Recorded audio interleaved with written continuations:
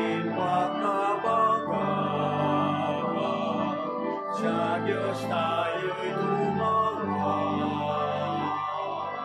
sa ating mga kaaway, tayo ay Kanyang iniligtas.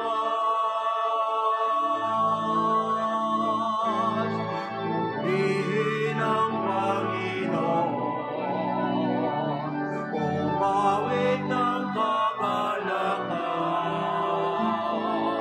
at tupugin ang gitara at ang kaayang-ayang lira. Ipanin niyo ang trompeta.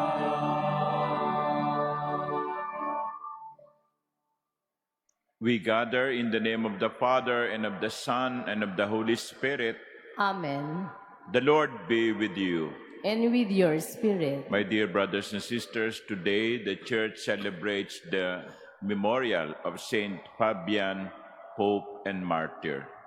He suffered persecution in the 3rd century during the persecution of Christians.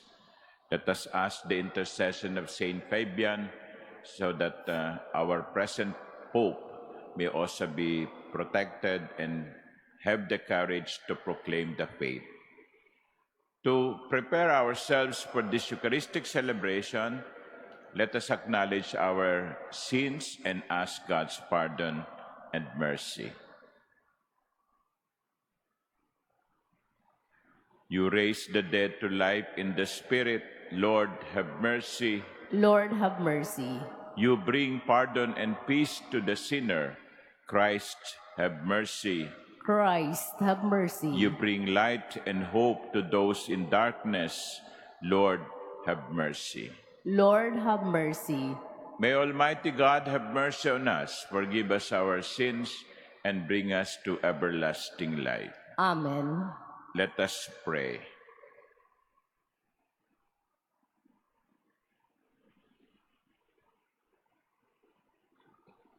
O God, glory of your priests, grant, we pray, that helped by the intercession of your martyr, Saint Fabian, we may make progress by communion in the faith and by worthy service. To our Lord Jesus Christ, your Son, who lives and reigns with you in the unity of the Holy Spirit, God, forever and ever. Amen. Please be seated.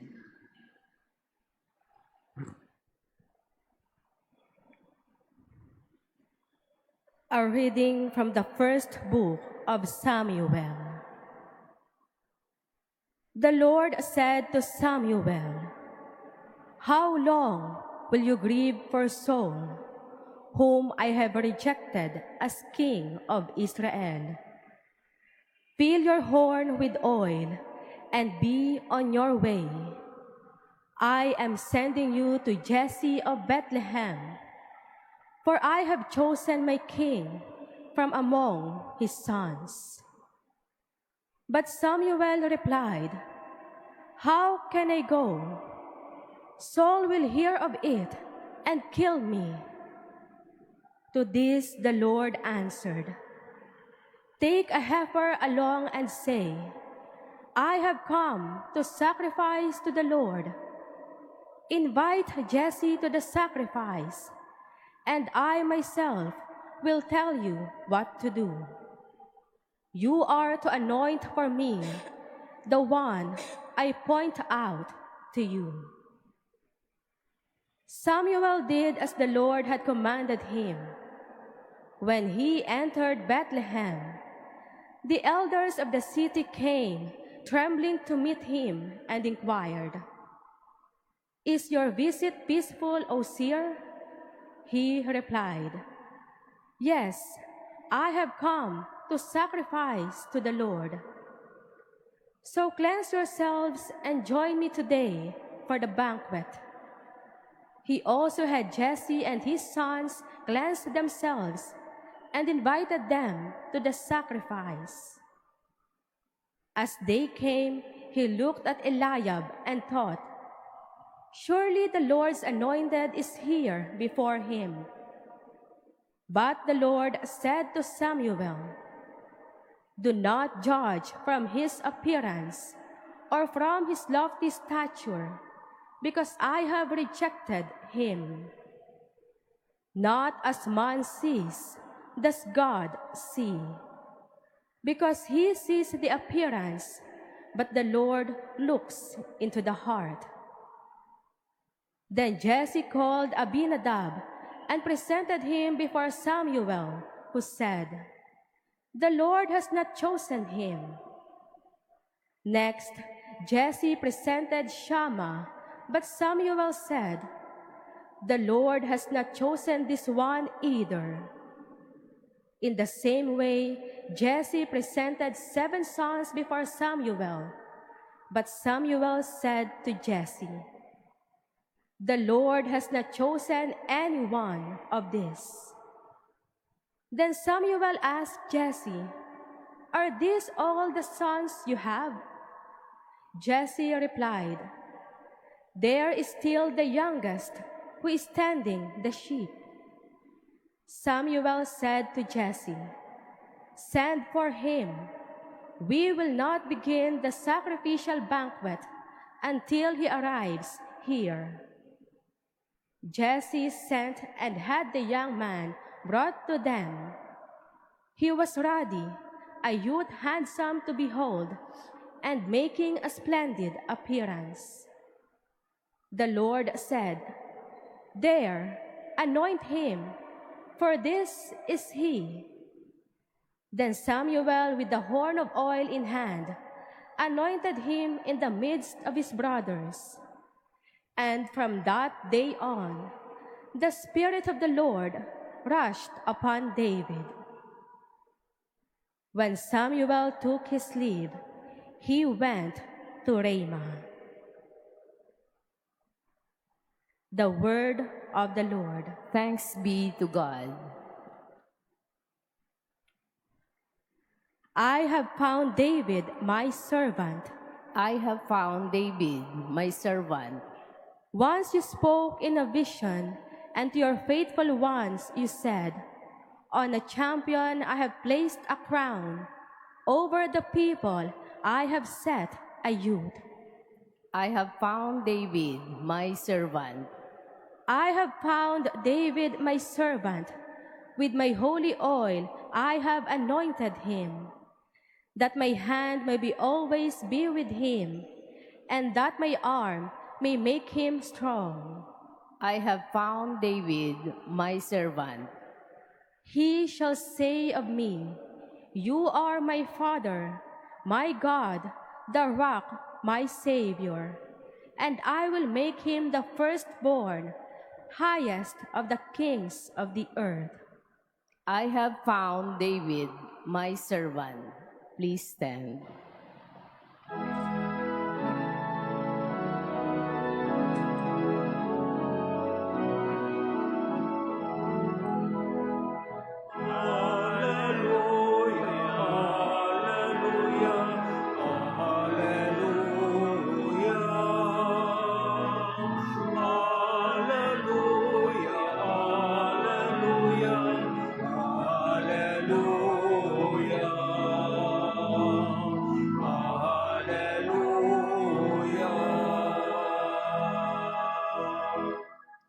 May the Father of our Lord Jesus Christ enlighten the eyes of our hearts, that we may know what is the hope that belongs to our call.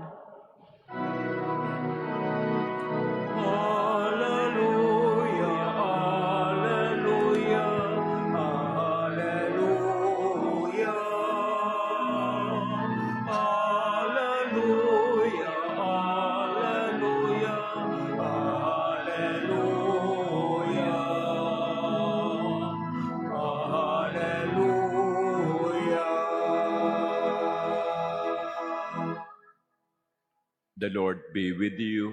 And with your spirit. A reading from the Holy Gospel according to Mark. Glory to you, O Lord. As Jesus was passing through a field of grain on the Sabbath, his disciples began to make a path while picking the heads of grain. At this, the Pharisees said to him, "Look, why are they doing what is unlawful on the Sabbath?" He said to them, "Have you never read what David did when he was in need and he and his companions were hungry? How he went into the house of God when Abiathar was high priest and ate the bread of offering that only the priests could lawfully eat, and shared it with his companions?" Then he said to them, "The Sabbath was made for man, not man for the Sabbath. That is why the Son of Man is Lord even of the Sabbath." The Gospel of the Lord. Praise to you, Lord Jesus Christ. Please be seated.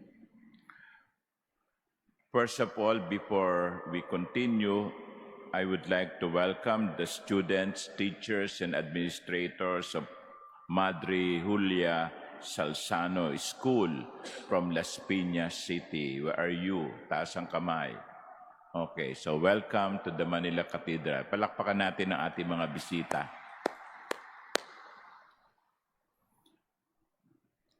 My dear brothers and sisters, if you go to Mass every day, from Monday to Sunday, for 3 years, in the readings that you listen to, you will be able to have a more comprehensive grasp of the whole Bible. Parang nabasa nyo na yung summary ng buong Biblia kung nagsisimba kayo araw-araw sa loob ng 3 taon.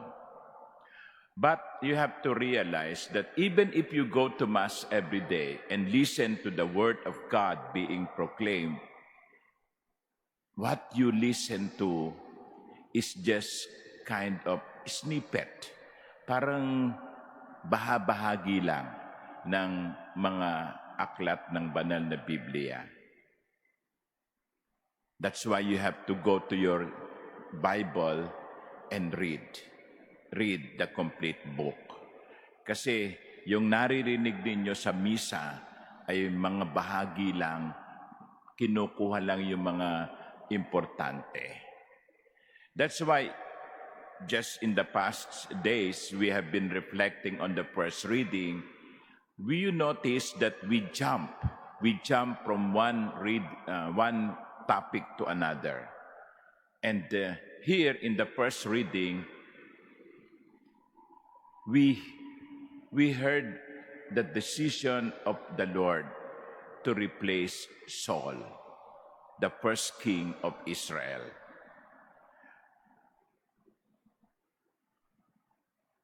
Because King Saul had not been faithful to the Lord. So pinili siya ng Panginoon, pero hindi siya naging tapat sa Diyos at sa bayan ng Diyos. Hindi siya naging mabuting hari. And Samuel, the one who anointed him, the one who was at first reluctant to give in to the desire of the people for a king, was regretful. Masama ang loob niya. Masama ang loob niya kasi hindi naging tagumpay ang pagiging hari ni Saul. And here, in the first part of the first reading, the Lord said to Samuel, "How long will you grieve for Saul, whom I have rejected as king of Israel?" Here, the Lord is telling Samuel, "Samuel, I have made my decision. Saul will no longer be the king. Move forward. Move on." And it's a very good lesson to all. Because sometimes, when failures happen in our lives, when things do not happen as planned, nagmumukmuk tayo. Para na tayong pinagbagsakan ng mundo. Ang lesson sa atin sa umagang ito. Failures will happen. Failures will happen.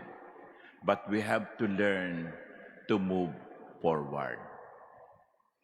We cannot live in regret forever. We cannot. We need to move forward. Kasi kung minsan tayo, yun nga, nagmumukmok,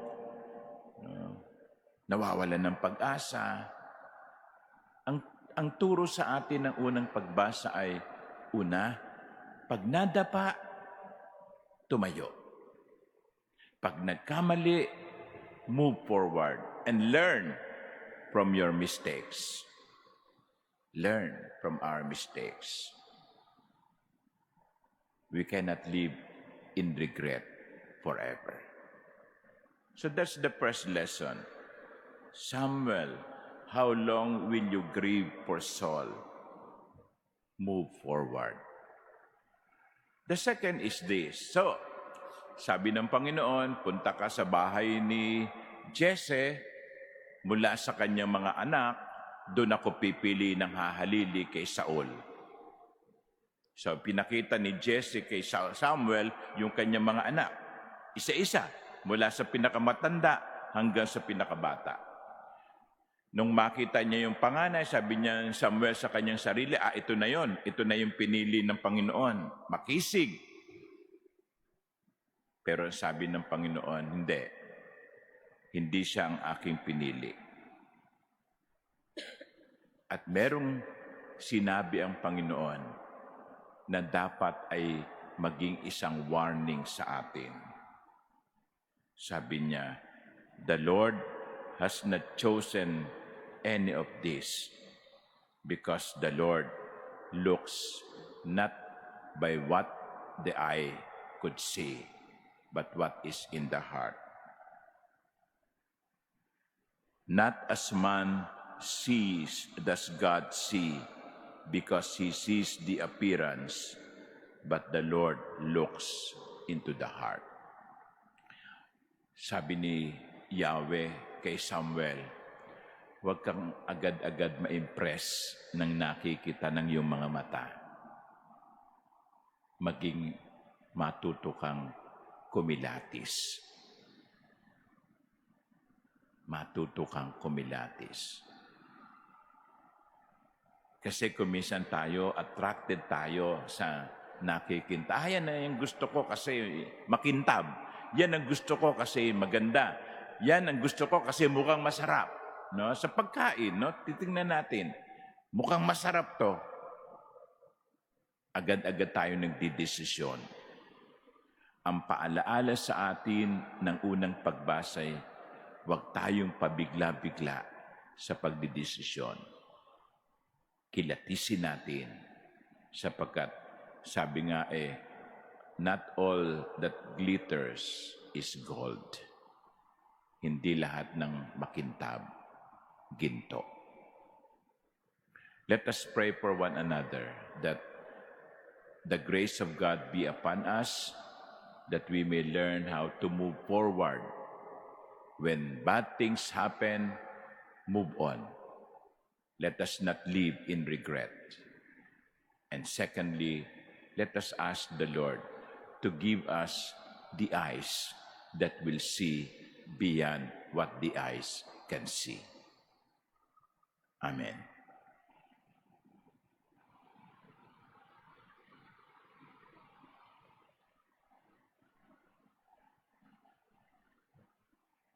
Please stand.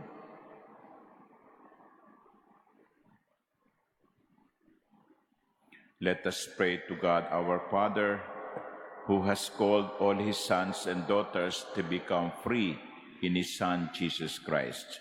To every petition, our response would be, Lord, hear our prayer. Lord, hear our prayer. That Christians may regard the commandments of God as doors to freedom from sin and ways to serve God and people. Let us pray to the Lord. Lord, hear our prayer.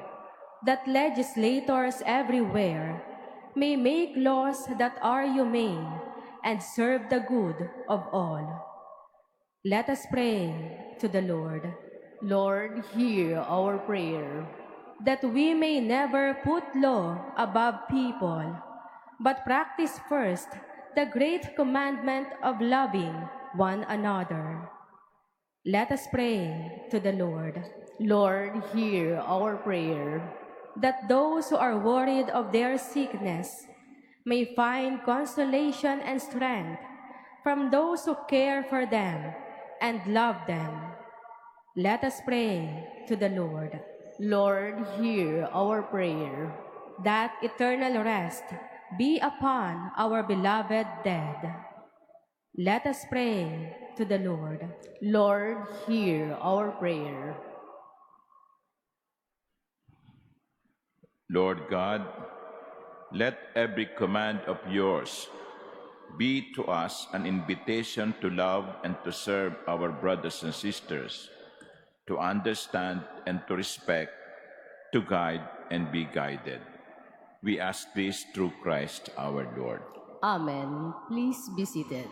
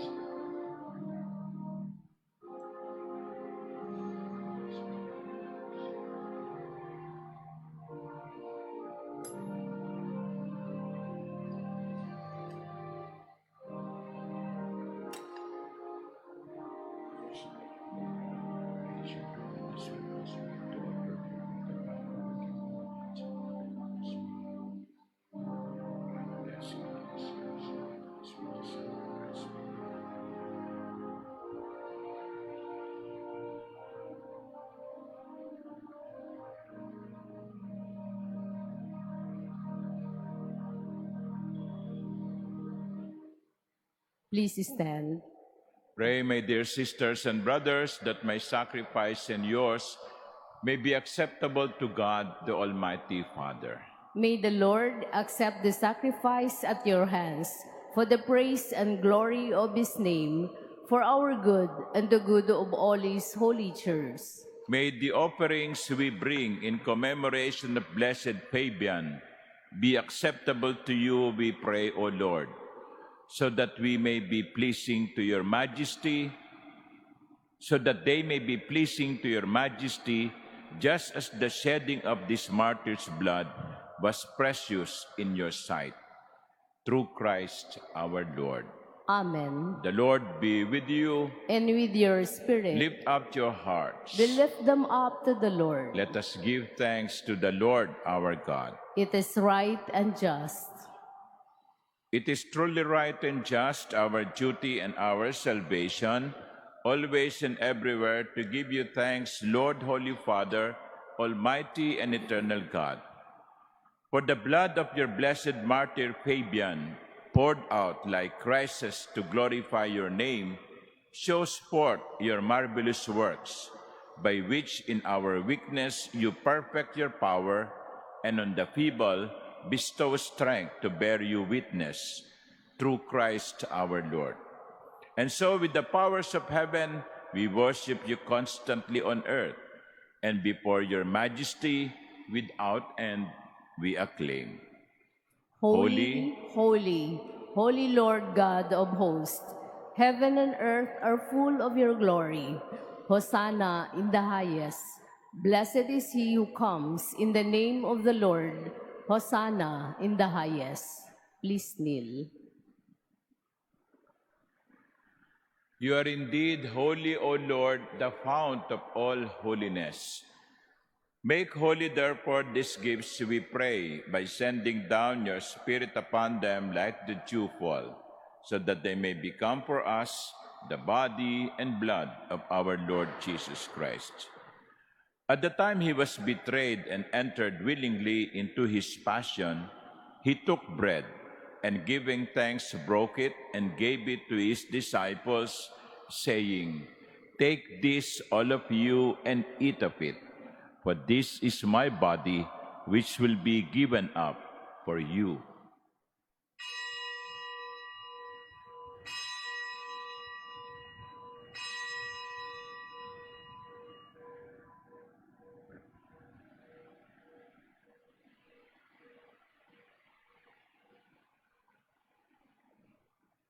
In a similar way, when supper was ended, he took the chalice, and once more giving thanks, he gave it to his disciples, saying, "Take this, all of you, and drink from it. For this is the chalice of my blood, the blood of the new and eternal covenant, which will be poured out for you and for many for the forgiveness of sins. Do this in memory of me."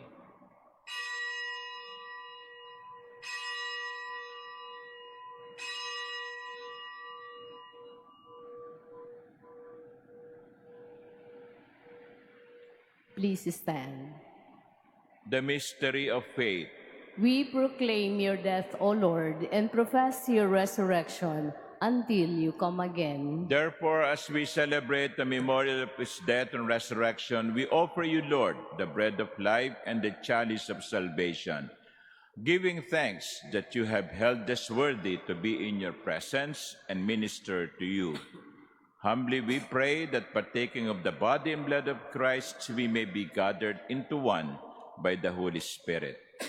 Remember, Lord, your church is spread throughout the world and bring her to the fullness of charity, together with Leo our Pope and Jose our Bishop and all the clergy. Remember also our brothers and sisters who have fallen asleep in the hope of the resurrection, and all who have died in your mercy. Welcome them into the light of your face. Have mercy on us all, we pray, that with the Blessed Virgin Mary, Mother of God, with Blessed Joseph, her spouse, with the blessed apostles and all the saints, including Saint Fabian, who have pleased you throughout the ages, we may merit to be co-heirs to eternal life and may praise and glorify you through your Son, Jesus Christ. Through him, and with him, and in him, O God, Almighty Father, in the unity of the Holy Spirit, all glory and honor is yours forever and ever.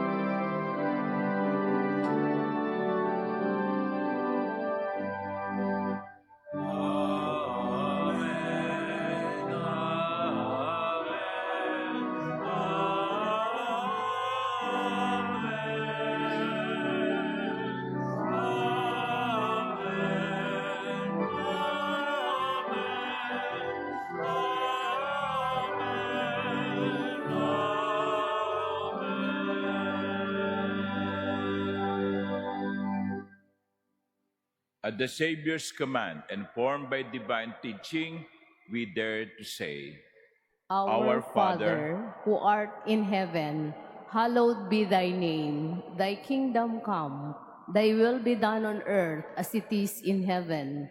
Give us this day our daily bread, and forgive us our trespasses, as we forgive those who trespass against us.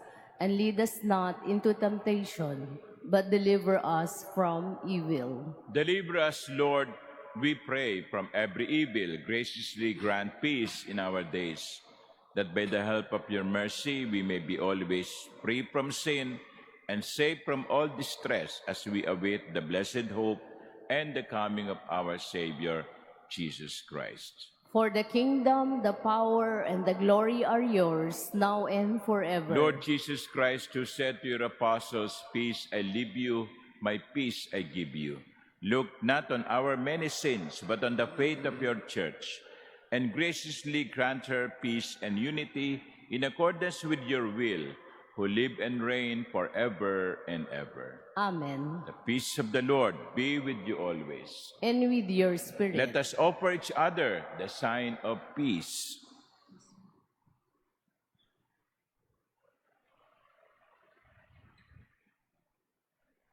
Lamb of God, you take away the sins of the world, have mercy on us. Lamb of God, you take away the sins of the world, have mercy on us. Lamb of God, you take away the sins of the world, grant us peace. Please kneel.